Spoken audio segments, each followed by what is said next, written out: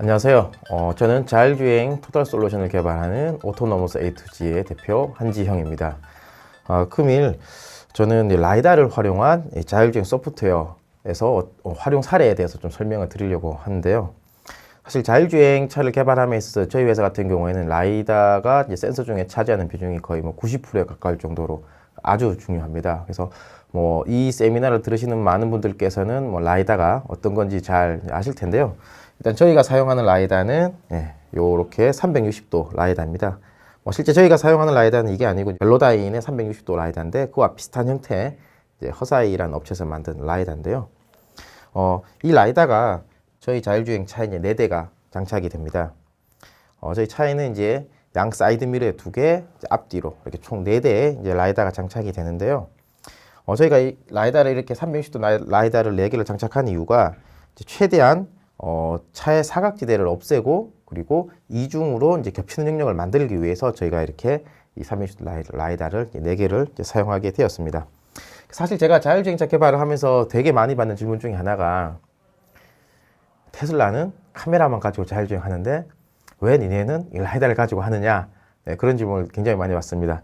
사실 저희뿐만 아니라 웨이모 또한 이제 라이다를 쓰는 걸로 유명하죠. 그래서 많은 업체들이 사실 라이다를 쓰는 진영과 라이다를 쓰지 않는 진영으로 나뉘고 있는데 제가 결론적으로 보니까 쉽게 말해서 저희가 생각하는 자율주행은 말 그대로 무인을 지향하는 자율주행이고요. 카메라만 가지고 하는 자율주행 쪽은 사실 자율주행이라기보다는 ADAS죠. 주행 보조 개념으로 접근을 하지 않을까라는 생각을 저는 합니다. 이거에 대한 논란은 계속 있는 중이고요. 저는 오늘 라이다가 자율주행에 어떤 식으로 쓰이고 왜 자율주행 위해서는 완전 자율주행 위해서는 라이다가 필요한지에 대해서 좀 설명을 드리도록 하겠습니다. 라이다 센서 장착 사례인데요. 제가 이 자료를 준비했는데 저희가 차량의 사이드 미러 그리고 측방 쪽에 2개, 이제 전방 앞뒤로 2개를 장착을 하고 있습니다. 이 그림을 보시면 사이드 미러 아래쪽에 2개가 있고요. 그리고 이제 앞범퍼, 뒷범퍼에 하나씩 이렇게 장착을 하는 것을 볼 수 있습니다.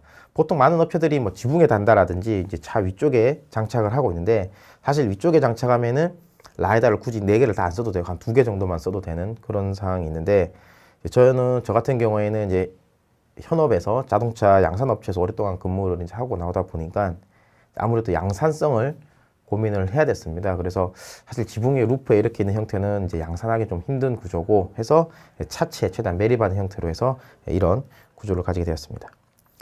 자율주행 시스템 아키텍처인데요. 다음 페이지는 사실 이 자율주행 인지 판단 제어죠. 사람과 같이 인지 판단 제어를 하기 위해서는 굉장히 어려운 많은 그 기술적인 설명이 필요한데 오늘은 그 부분을 좀 넘어가기로 하고 단 이 자율주행 쪽에서 가장 중요한 인지 영역 그 중에서도 이제 사물을 분류하고 위치 인지를 하는 영역에서 라이다가 어떻게 쓰이는지에 대해서 제가 좀 설명을 드리도록 하겠습니다.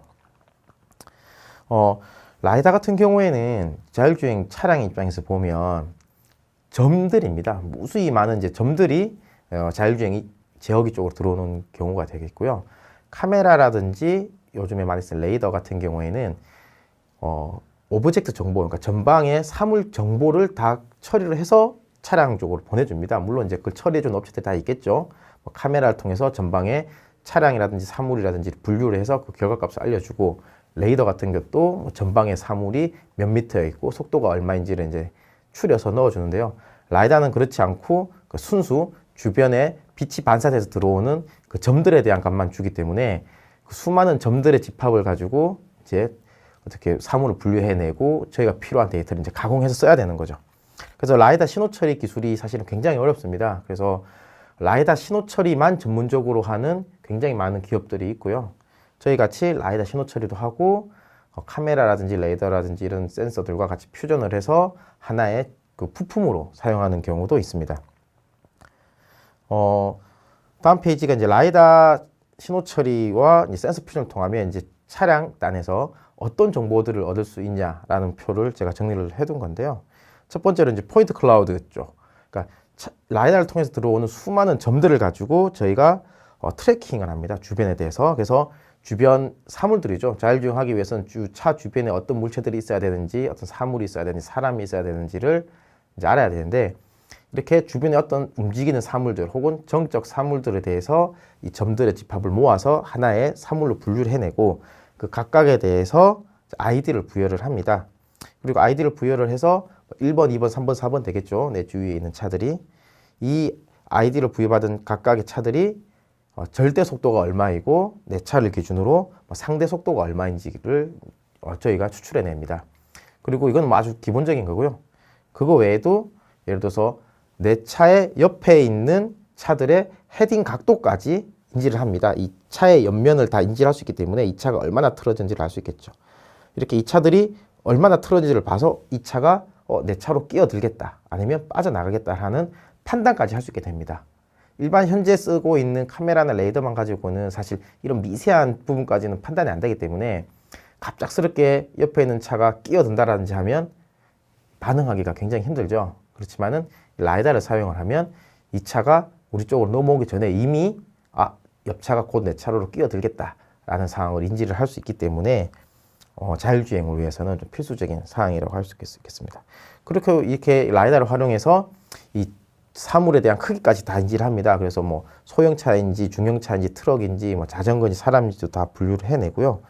그리고 차선과 인도의 경계인 연석이죠. 연석까지 다 분류를 해내게 됩니다. 그래서 차선 단순히 차선을 넘어가는 뿐만 아니라 뭐 도로를 벗어나지 않게끔 이 기준을 잡아주기도 하고요.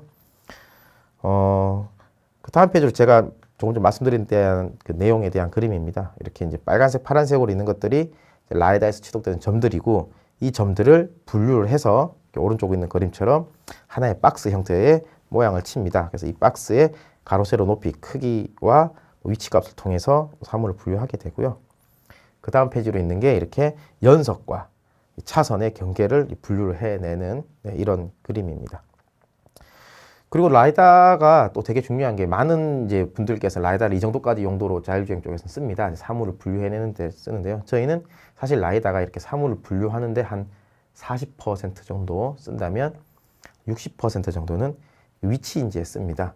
저희는 GPS나 RTK에 의존한 위치 인지를 하지 않고 라이다를 통해서 라이다와 센서의 퓨전을 통해서 정밀 맵상에 내 차의 위치를 정확하게 인지하는 그 기술을 가지고 있는데요.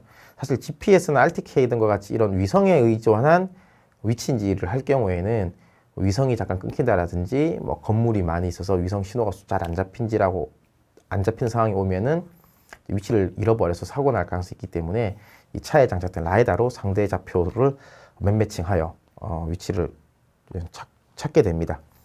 그래서 저희는 이제 아주 심플한 정보만 올라와 있는 벡터맵에 라이다를 활용해서 벡터맵상에서 내 차의 정확한 위치까지 이제 인지를 하는데요. 그 과정을 보시면은 정밀치기를 위한 라이다 기반의 전처리 작용을 합니다. 그래서 차량 주변에 있는 객체에 대한 컨투어 성분 추출을 하고요. 그리고 차로와 차로가 아닌 부분에 대한 경계, 연석에 대한 부분 추출을 합니다. 그래서 이 동영상을 보시면 이렇게 바닥에 이렇게 원처럼 되어 있는 게 라이다가 이제 지면을 치는 부분이고요. 그 옆에 파란색 부분에 한 번씩 올라오는 이 선들이 이제 연석이 되겠죠. 그래서 이런 걸 이런 걸 복합적으로 해서 이제 이게 다음 그림이 이제 위치 인지를 하는 그림입니다. 그래서 정확하게 확대해서 보시면 이제 내가 1차로에 있는지 2차로에 있는지까지도 다 위치 인지를 하게 되겠죠. 이렇게 뭐 주변의 사물 인지와 위치 인지까지 해서 정밀 맵상에서 내 차가 어딘지를 보고 정확하게 자율주행을 하는 그런 모습을 볼 수 있을 텐데요. 저희가 실제로 이러한 방금 설명드린 그런 주변 사물 인지와 위치 인지 등을 통해서 자율주행을 어떻게 하는지 한번 저희가 만든 영상을 통해서 보도록 하겠습니다. 이 영상인데 참고로 이 차량은 지금 보시는 바와 같이 이제 자율주행 영상인데 이렇게 전방에 갑자기 끼어드는 차를 인지를 해서 감속을 했었고요. 차 주변에 보이는 이런 차들을 다 인지를 해서 이렇게 박스를 치죠. 그리고 이렇게 전방에 보이는 위험 차들 같은 경우에는 빨간색으로 표시를 해서 하고요.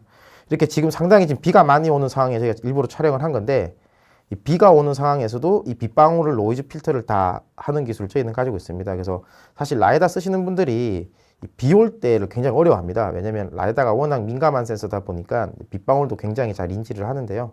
이 빗방울도 노이즈 처리를 다 해서 실제로 지금 이 차 같은 경우에는 참고로 카메라가 없습니다. 네, 카메라 없이 차선을 지키면서 갈 수 있는 이유는 라이다를 활용한 정밀 위치 인지를 할 수 있기 때문에 실제로 네, 카메라가 없이 이 차선을 보지 않고도 내가 몇 차선에 있는지를 정확하게 인지를 해서 갈 수 있는 거죠.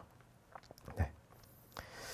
네, 이렇게 보신 바와 같이 저희는 이제 라이다를 주 센서로 활용을 해서 완전 자율주행을 연구하고 개발하고 있는 그런 회사입니다. 뭐 사실 아직도 많은 논란이 있습니다. 뭐 라이다를 꼭 써야 되느냐, 뭐 카메라만 가지고는 안 되느냐 하고 있는데 현재까지 제가 10년 넘게 자율주행차를 개발하고 있는데 서두에 말씀드린 바와 같이 이제 완전 무인, 완벽한 자율주행을 위해서는 어쩔 수 없는 그 각 센서, 카메라, 레이더, 라이다 센서의 특성 때문에 사실 라이다는 꼭 써야 될 것 같고요. 뭐 제 입장에서는 라이다가 비싸서 뭐 쓸 수 있느냐 없느냐에 대한 갑론을박이 많은데 분명히 이제 라이다 가격은 이제 다운될 것이고 물량과의 싸움이겠죠. 수요가 많아지면 그만큼 물량이 많아질 거고 라이다 가격이 뭐 100만 원 이하로 몇십만 원대로 수준으로 낮아질 거라고 예상을 지금 많은 부분에서 하고 있고요. 저희도 뭐 아직까지 뭐 라이다를 포기할 생각은 없고 이 라이다를 잘 활용해서 보다 안정도 높고 안정성 높은 상품성이 좋은 자율주행차를 개발할 수 있도록 열심히 노력하겠습니다. 네, 이상으로 본 세미나를 마치도록 하겠습니다. 네, 감사합니다.